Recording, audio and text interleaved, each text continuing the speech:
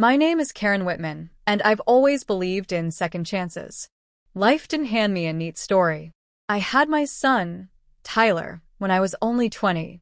His father, Brett, walked out a few months after Tyler's first birthday, and from that moment on, it was just me and him against the world.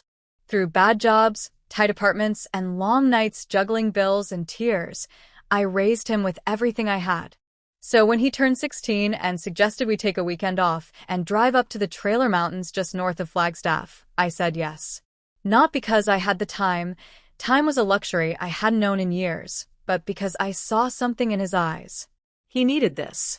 And, honestly, maybe I did too. We drove our old Ford Explorer up through winding pine-covered roads, with the music low and the windows down. The air felt different in the mountains, crisp and forgiving.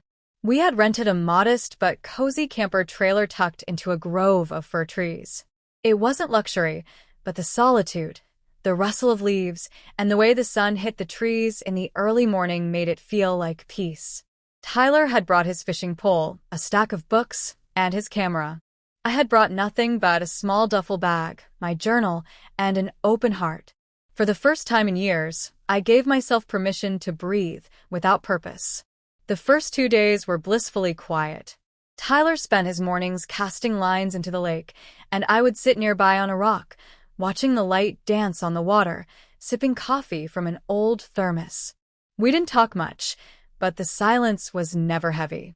It was comfortable, like the worn flannel blanket we shared in the evenings as the temperature dropped and we sat under the stars, whispering about constellations and what life might look like 5 years from now. On the third evening, just before the sky turned the color of bruised peaches, I noticed something off. Tyler wasn't his usual self. He kept fidgeting, pacing near the edge of the forest line, pretending to be taking photos but barely raising the camera.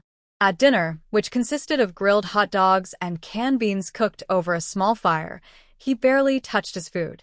I finally asked him if something was wrong. He looked at me, startled, then shrugged. Nothing. Just thinking. You've been thinking since morning, I replied gently. You know you can talk to me. He hesitated. I saw something earlier. I didn't want to say anything because I thought I imagined it. But I've been seeing it for a couple of nights now. My heart stuttered. What do you mean, something? A figure. In the trees. It's tall and thin. Just standing there. Watching. I immediately felt a chill crawl up my spine. This wasn't a ghost story. This was real.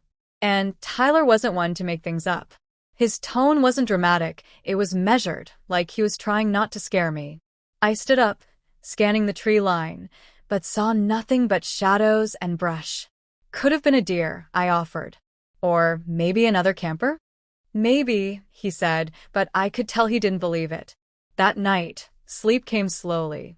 I kept the camper light on low, and Tyler stayed up near the small window, peering out into the dark. Around 2 a.m., I woke to a strange sound, something scratching against the metal siding of the camper. Tyler was already up, clutching a flashlight. I heard it too, he whispered. I slowly opened the camper door, my heart thundering in my ears. The beam of the flashlight swept across the clearing, and there it was. A tall, thin figure ducked behind a tree, too fast to clearly see, but real enough to send us both running back inside and locking the door. The next morning, I wanted to pack up and leave. But Tyler, surprisingly, insisted we stay. I want to know what it is, he said. I want to face it. I'm tired of running from everything. His words struck a chord in me. He wasn't just talking about the figure anymore. He was talking about his father. About our broken past. About everything we never talked about. So I agreed. That afternoon, we decided to walk the perimeter of the woods. We brought cameras and a second flashlight. As we moved deeper into the trees, the air got colder. We followed a trail of oddly placed rocks, clearly not natural. They were in a pattern, forming an arrow pointing deeper into the woods. We followed them for nearly a mile before stumbling upon an old shed-like structure, hidden behind overgrowth and ivy. It looked like it had been abandoned for decades. Inside, we found something that made our blood run cold. Photographs. Dozens of them. hanging from strings like a macabre gallery. And in almost every photo, Tyler was there.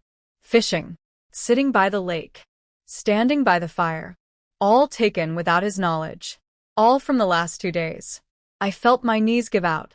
Someone had been watching us. And documenting us. We didn't hear him approach. 1 minute we were staring at the photos. The next, a man stepped into the doorway. He was ragged, mid-50s, with a weathered face and eyes like wet gravel. He held no weapon, but the menace in his stance was enough. Tyler moved quickly, stepping in front of me. "You need to leave," the man growled. "This is my land." I stood up slowly. "There's no sign. No warning. We rented this camper legally. We didn't know." "You weren't supposed to know," he replied cryptically. Before anything else could happen, Tyler stepped forward, reaching for his camera. "You've been taking pictures of us," he said firmly. "Why?" The man's face twisted. "You remind me of someone. My boy. He died up here 10 years ago. I come up here every summer to remember." His words, though unsettling, softened the air between us.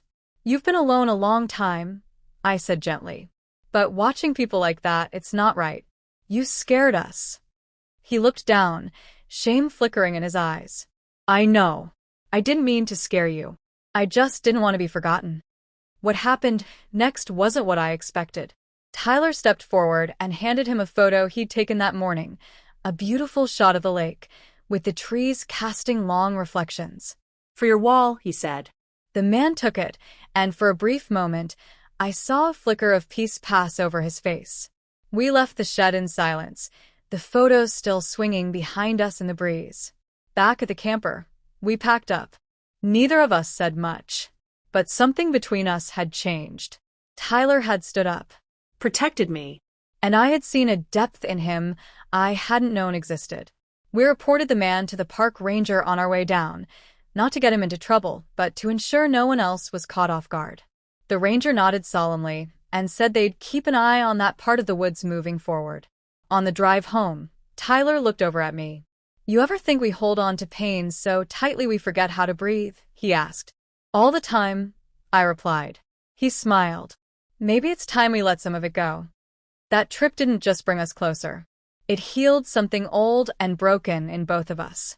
And it reminded me that peace isn't about being far from trouble. Sometimes it's about facing it, surviving it, and coming out stronger on the other side.